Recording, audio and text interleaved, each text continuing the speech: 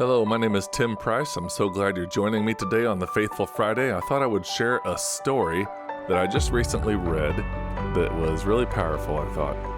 So I'll share that with you here in just a moment. Thanks for joining us on the Faithful Friday podcast today. We're so thankful you're here listening today, and we're praying for you. If you have a prayer request you'd like to share with us, please visit harvestministryteams.com/Friday and send an email. Now on to today's episode. Well, this is a story that I read, and I hope I pronounced the names right, but it was about kindness, about doing something for someone without any concern for personal gain or anything else. And it happened during World War I. Late in the war, 1917, a man named Alex Luhr, a Jewish-American soldier from Duluth, Minnesota, was in a small German town. And it was a Friday night. Toward the end of the war, he was feeling lonely, out of place, and sad. So he decided to go to the village synagogue. The Americans and Germans had been fighting bitterly, and this young Alex felt pretty awkward and kind of uncertain about even being there at all. But he was greeted by a man named Herr Rosenau, who quickly made him feel at home. And after the service, Herr invited the servicemen to his house for the traditional Friday night meal.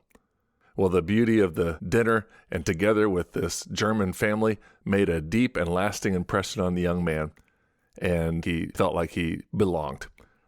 Well, he left the war, left his front there in Germany, and was not able to go back to even say anything to this family. But when he returned to Duluth, he wrote a letter of thanks to Herr Rosenau, who had touched his life with such kindness. Well, for unknown reasons, this man from Germany didn't answer the letter, instead placed it in a desk drawer where it rested for about 21 years. Well, in the meantime, the Rosenau's daughter grew up, married a man, and by 1938, the couple had 3 children. Now a grandfather, Herr Rosenau was really disturbed by the dark future that he saw in his German country, especially for Jews, his people.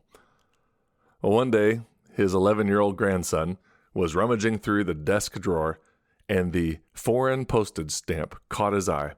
He took the envelope, talked to his grandpa, went and showed his mother, the girl, the lady, the mom who had been a daughter 21 years ago when the young Alex had been at their home, realized that this was a long shot.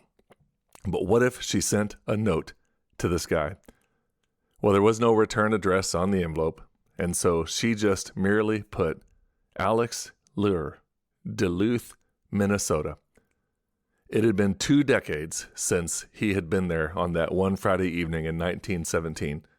But in the meantime, Alex had grown up to be a wealthy businessman and was well known in the city of Duluth.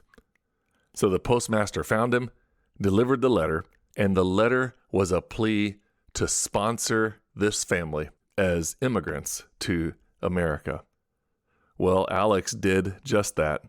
He kept his promise, and he brought Herr Rosenau's daughter, who had married and her name had become the Weinbergs, brought them to the new country, each of them working hard and grateful to have escaped Germany and the destruction that soon befell the Jews there. So because of Herr Rosenau's simple act of kindness on that Friday night, with no thought of personal gain or return, his family's life had been saved. One man's generosity to a stranger had been repaid many times over with an infinitely precious gift. Well, there's a verse that always comes to mind when I think about these kind of stories. It's Proverbs 11:17.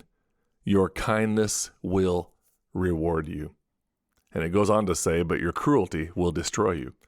So of course we choose kindness. Of course we want to be Christ-like with people and share the good things to let people know that God loves them by our actions.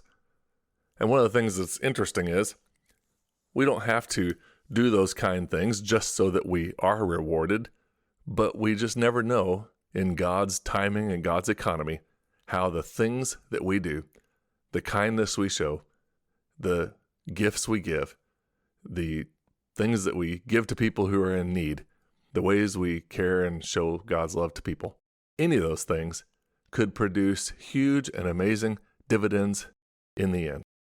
And so thankful for the possibility that we can know our kindness will reward you. Proverbs 11:17.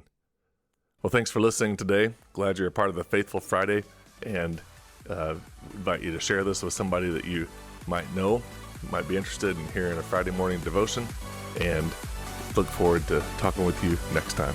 Thank you.